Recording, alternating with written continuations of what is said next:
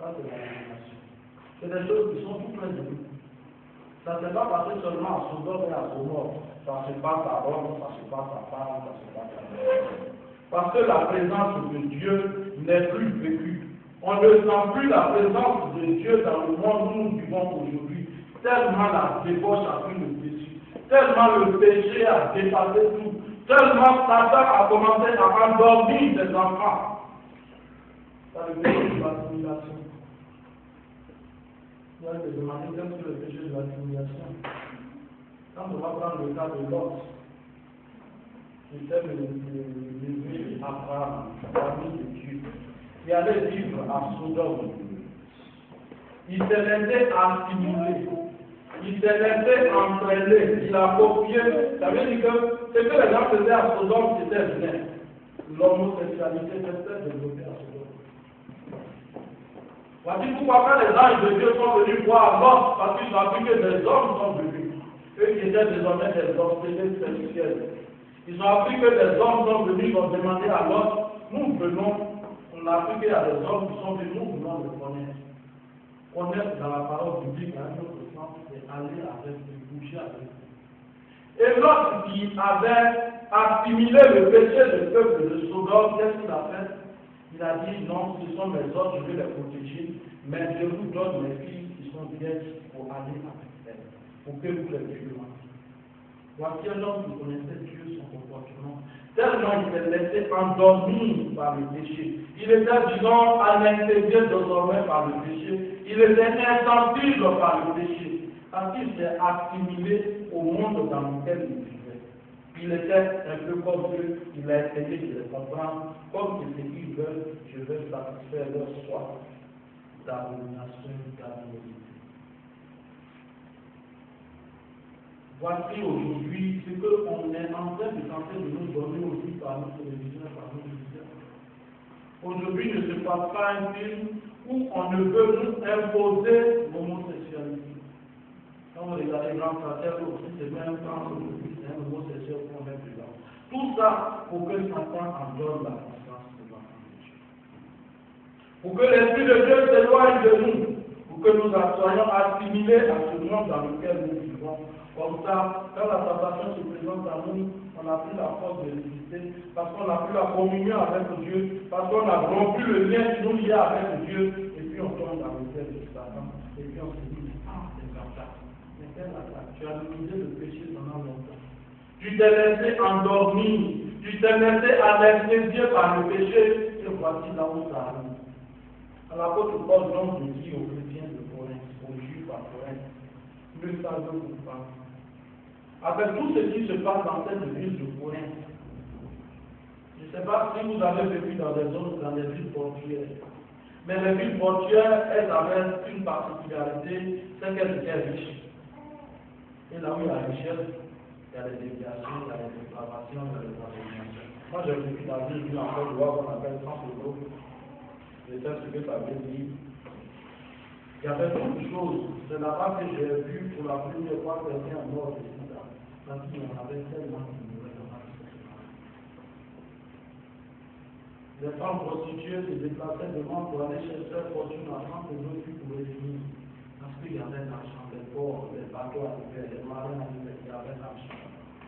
Voici, dans une ville dans laquelle des enfants de Dieu se trouvaient à Corinthe. Et l'apôtre Paul a dû remarquer qu'au milieu des enfants de Dieu, il se passait quelque chose d'anormal. Alors l'apôtre Paul de leur rappeler, mais est-ce que vous vous rendez compte de ce que vous êtes en train de faire? Ce n'est pas parce que vous êtes dans un monde perverti que vous allez vous pervertir vous aussi. Mais rappelez-vous, quand vous avez choisi de marcher avec Jésus-Christ, quand le sang de Jésus-Christ vous a racheté, que vous avez reconnu Jésus-Christ comme votre sauveur, votre Seigneur, l'Esprit de Dieu est venu habiter en vous. Et Dieu a fait sa demeure dans votre cœur. Rappelez-vous cela. Et cela va vous aider à surmonter, à affronter des difficultés. Ne savez-vous pas que vous êtes le temple du Saint-Esprit, le temple de Dieu, que l'Esprit de Dieu habite en vous? Et si l'Esprit de Dieu habite en nous, c'est que nous sommes déjà retrouvés.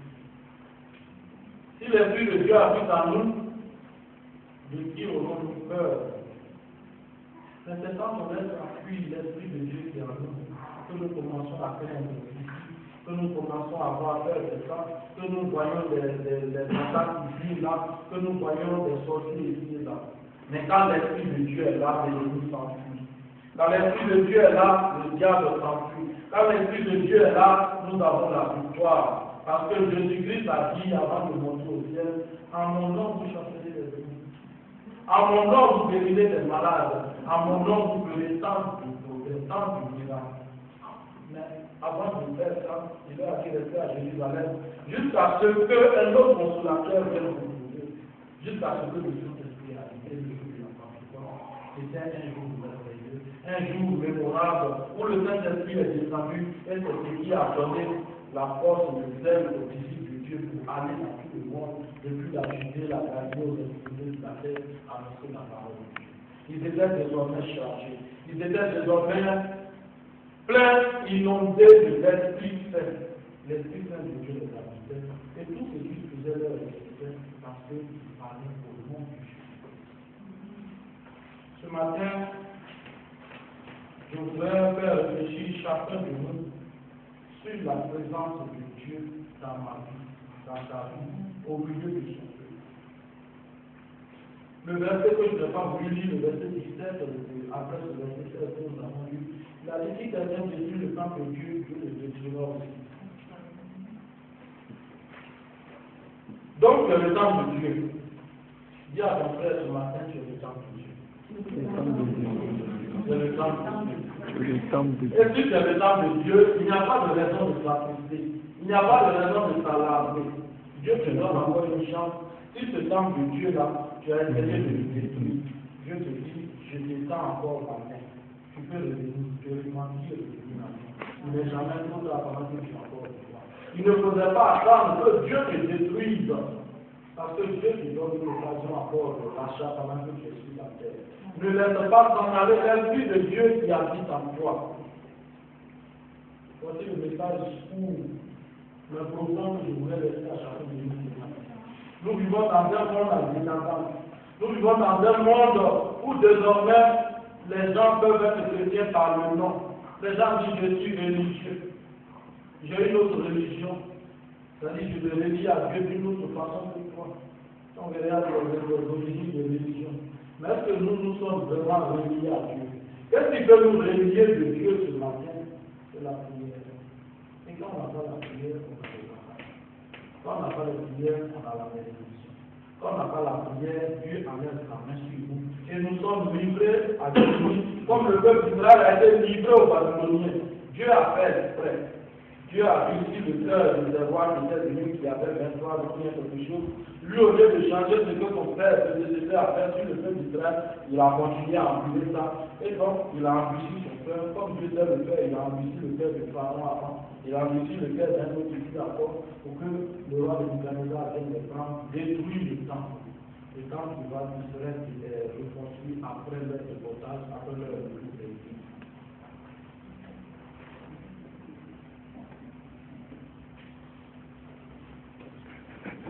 Notre corps est le temple du Saint-Esprit.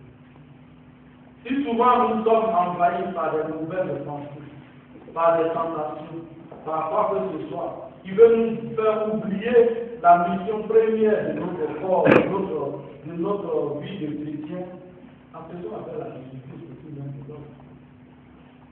La parole de Dieu dit, si l'Éternel ne bâtit la maison, celui qui va bâtir la bâtie en vain.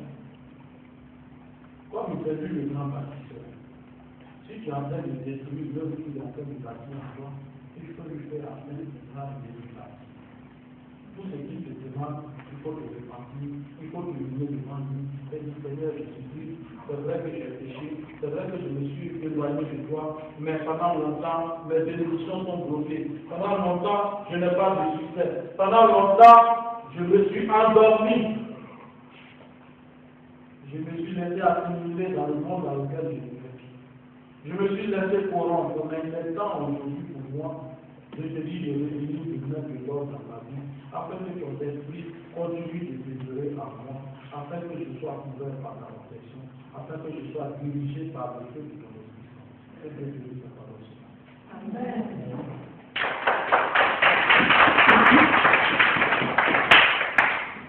Alléluia.